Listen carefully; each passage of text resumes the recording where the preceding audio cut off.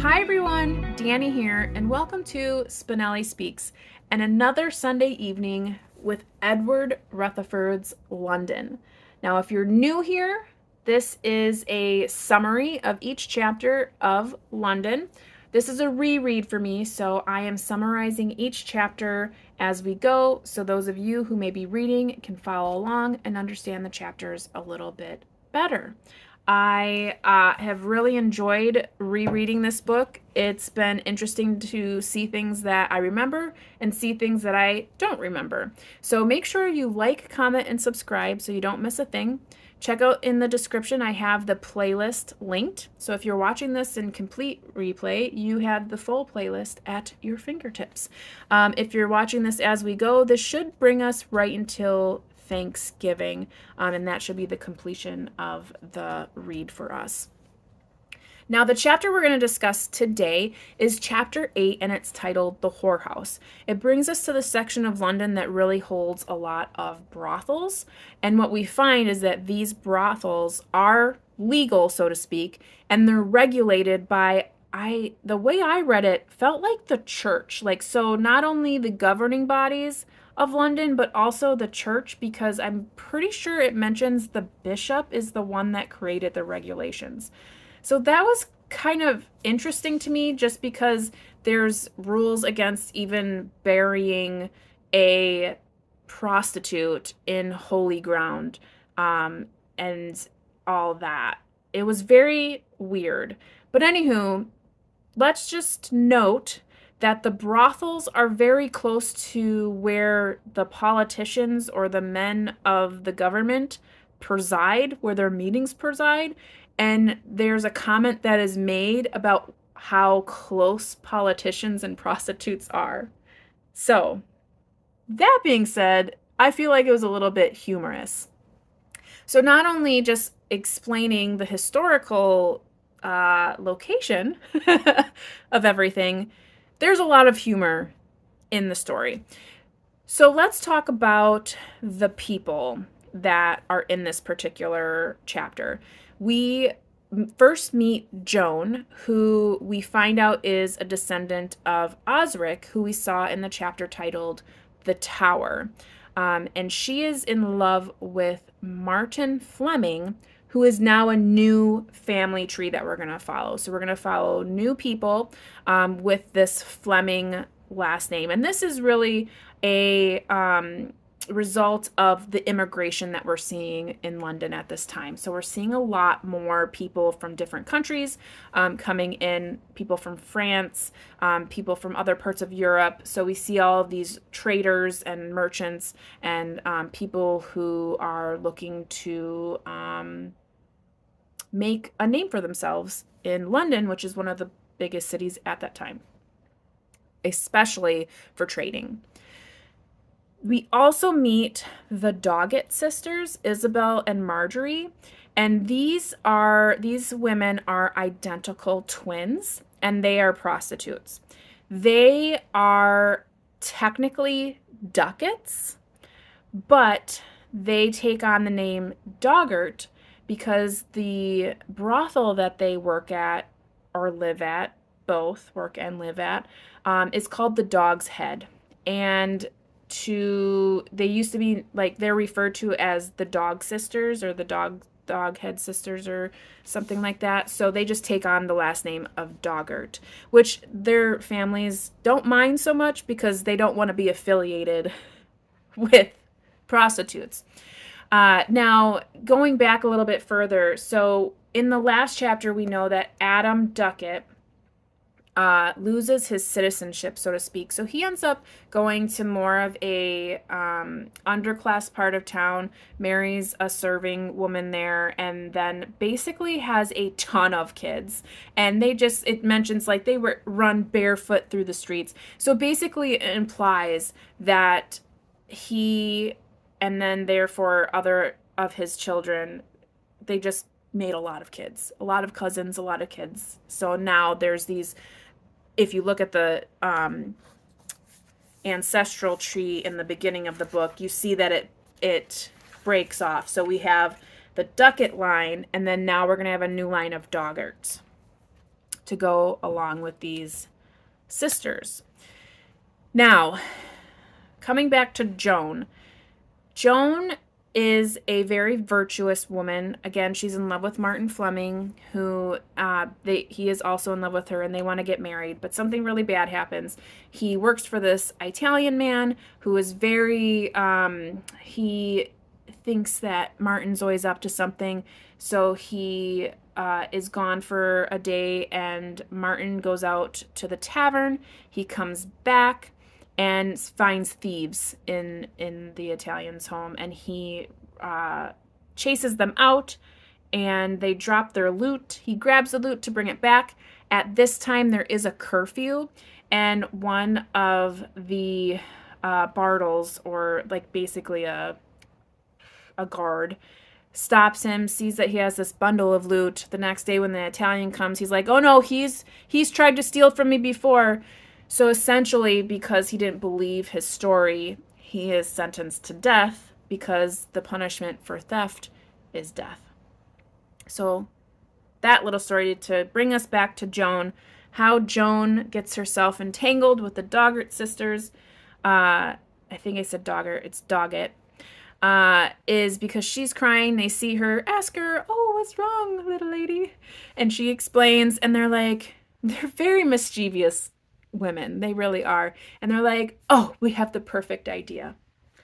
So they decide, because there's this rule, there's this thing that they can do, that if a whore comes to the jail before a man is hanged, essentially, and offers her to be his wife, and he accepts, then he will be let go. He will not be hanged. Essentially, what the thought process is he's saving her because she's a sinner and all that, because she's a prostitute, and thus she's saving him from the gallows, right? The weirdest rule I've ever heard of, but like it works, right?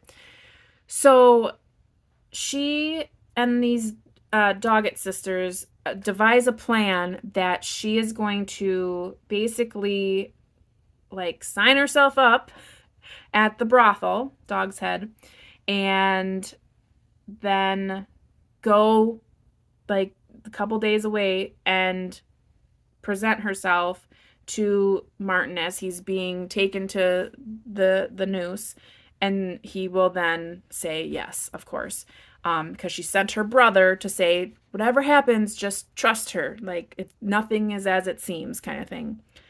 Well, let's just say a lot happens, and it's very comical. There are 3 men that are very interested in taking Joan's virtue, as you can imagine, the appeal there.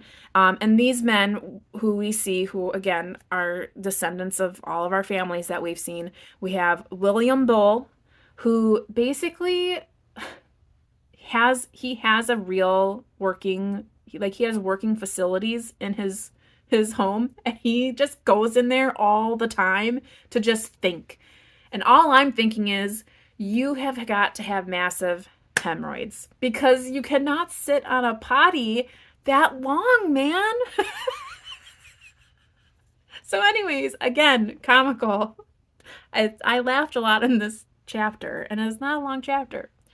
Then we also have Waldus Barnacle, who is very rich in this chapter. He's done quite well. His family, we know from the previous chapter, were fishmongers, and they have done quite well since then. They have many vessels. They have they do the fish trading and fishing in more than one port. Very, very successful.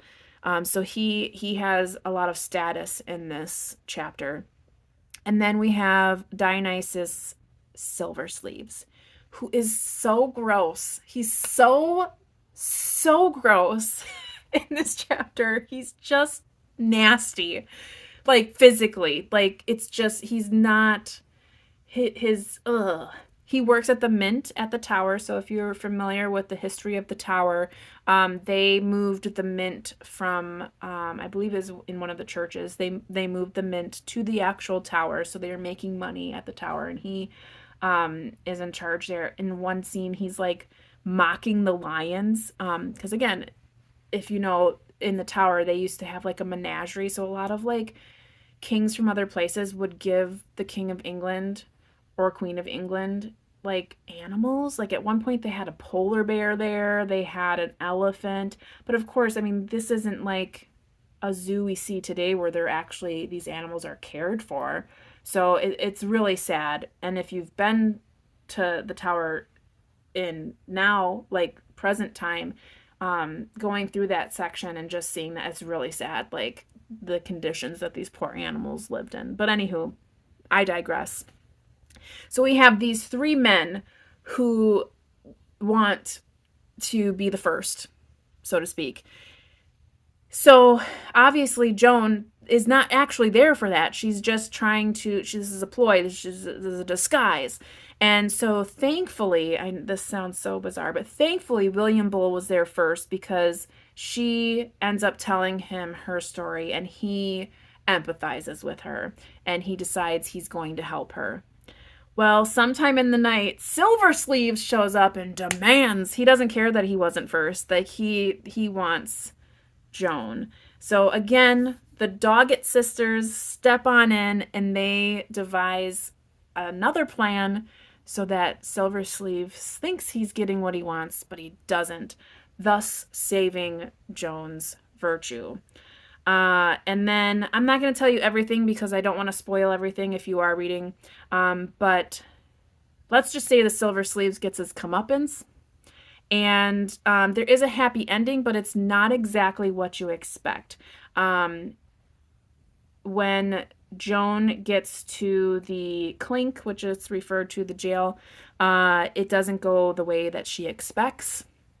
Obviously, Martin, thinking that and believing that Joan is a very virtuous woman, to find out that she became a prostitute, doesn't matter what for.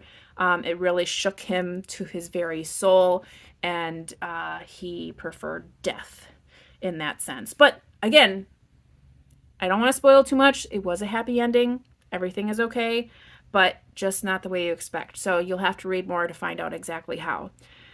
So all in all, the chapter really is, I feel like, it's just more of a brightening chapter before the 150-page chapter we are going to find next week.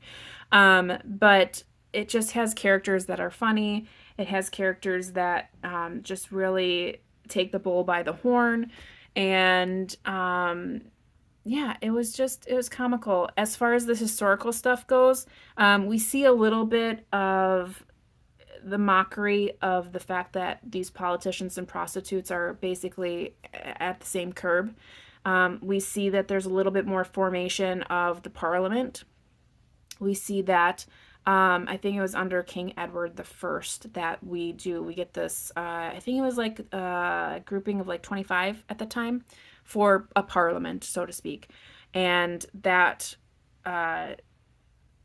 is to help. What it made it seem like it was more for the people, but it's really more so that the king has more of an arm in governing. So, anywho, that being said, I didn't want to get too whorish in this summary. I didn't want to make anyone feel uncomfortable. So I hope that this chapter explained itself well enough. It was not a terrible chapter. Obviously, this was written by a very prestigious writer. He didn't put anything grotesque in this chapter.